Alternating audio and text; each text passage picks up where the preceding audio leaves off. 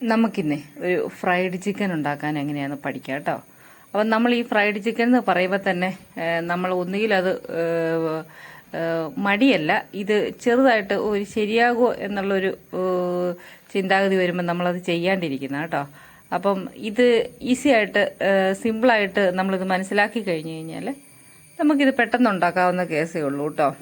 അപ്പോൾ ഈ പുറത്തുനിന്ന് ഈ ഓഫറിലാന്ന് പറഞ്ഞ് ചിക്കൻ കിട്ടിയാലും നമുക്ക് ഒരു ചിക്കൻ അല്ലാതെ മേടിച്ച് കഴിഞ്ഞ് കഴിഞ്ഞാൽ ഇഷ്ടം പോലെ പിള്ളേർക്ക് വയറ് നിറച്ച് അവരുടെ ഇഷ്ടത്തിന് കൊടുക്കുകയും ചെയ്യാം കേട്ടോ.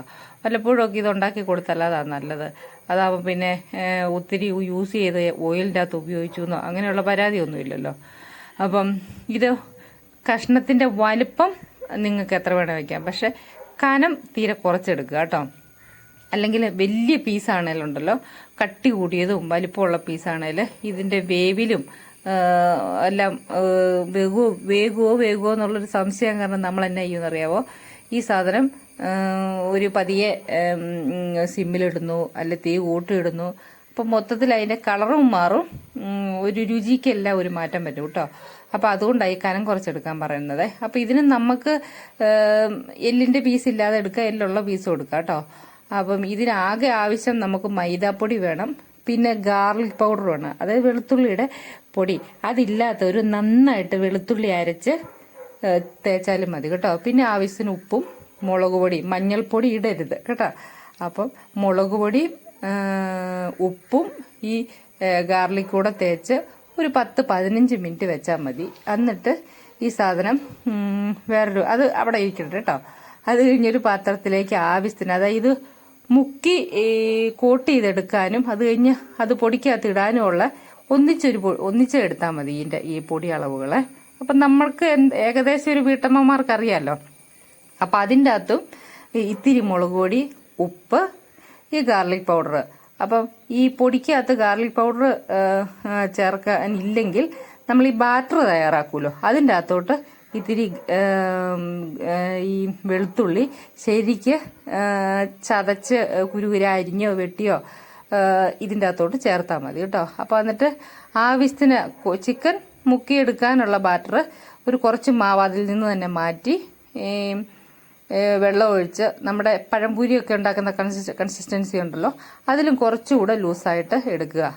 അപ്പോൾ അന്നേരത്തേലും നമ്മുടെ ചിക്കൻ ഒന്ന് റെഡിയാവും കേട്ടോ. ഒരുപാട് നേരം വെച്ച് വെറുതെ മീറ്റ് കേടാക്കരുത്. ഒരു കൂടി വന്ന ഒരു 15 അല്ല അരമണിക്കൂർ ഇരുന്നോട്ടെ, അത്രയും മതി കേട്ടോ. എന്നിട്ട് ഈ പൊടിക്കകത്തോട്ട് ഇടുക. അപ്പോൾ ഈ പൊടിക്കകത്ത് നമ്മൾ ഉപ്പും എല്ലാം ഇട്ടതായിരുന്നു കേട്ടോ, ഉപ്പും മുളക് പൊടിയും എല്ലാം ഇട്ടതാണ്. അപ്പോൾ ഇതിൻ്റെ അകത്ത് ഇട്ടിട്ട് ഈ ബാറ്ററി മുക്കി കഴിയുമ്പോൾ ഇതിലേക്ക് ഈ പൊടി പിടിക്കാൻ പാകമാവും. എന്നിട്ട് ഇത് ശരിക്ക് കൈ കൊണ്ട് നമ്മൾ ഞെക്കി ഇത് പ്രസ് ചെയ്ത് ഇത്തേൽ ഈ പൊടി ഇങ്ങനെ പിടിച്ചിരിക്കട്ടെ. എന്നിട്ട് ഇതിൻ്റെ ഒരറ്റത്ത് പിടിച്ച് നമ്മൾ ഈ മീനൊക്കെ കുടയുന്ന പോലെ നോക്കുമ്പോൾ അത്തേലിങ്ങനെ ഈ ചെതുമ്പൽ പോലെ ഇതിങ്ങനെ നന്നായിട്ട് അതിന് ആരുണ്ടായി വരും.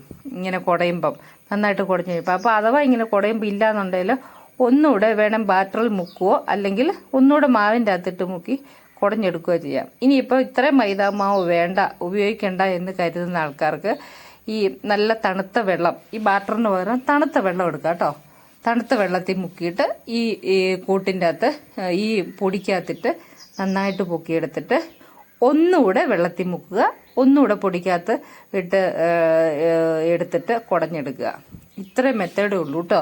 ഇത് നമുക്ക് ഈ പാചകം ചെയ്യുന്ന ആൾക്കാർക്ക് ഇതിൻ്റെ ഒരു സാമാന്യ ബുദ്ധി, നമ്മൾക്ക് ഇത് കൈവഴക്കം വന്നത് നമുക്ക് ചെയ്തു പോകാം. അപ്പം ഇതിൻ്റെ സാധനങ്ങളും ഈ വലുപ്പത്തിൻ്റെയൊക്കെ ഒരു മാറ്റം കൊണ്ടാണ് നമുക്കൊരു ഇത് ശരിയാകുമോ എന്നുള്ളൊരു ഡൗട്ട് വരുന്നത് കേട്ടോ.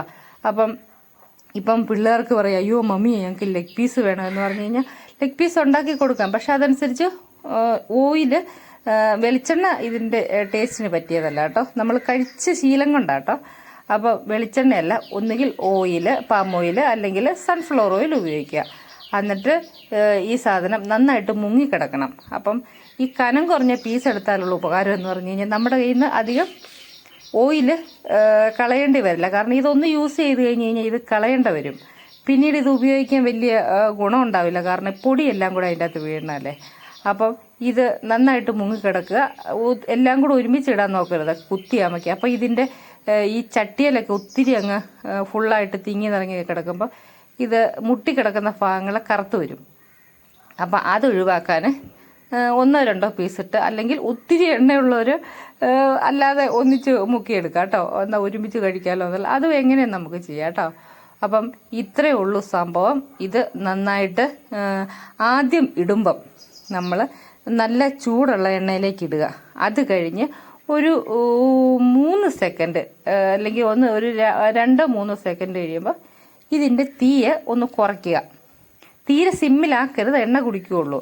അപ്പോൾ ഒത്തിരി തീ കുറച്ചിട്ട് നമ്മൾ എപ്പം വാങ്ങാൻ ഉദ്ദേശിക്കുന്നോ അതിന് ഒരു 2-3 സെക്കൻഡ് നല്ല തീയിൽ അതൊന്നുകൂടെ ഒന്ന് ഫ്ലെയിം കയറ്റി വെച്ച് ഇത് വറുത്ത് കോരിയെടുക്കുക കേട്ടോ.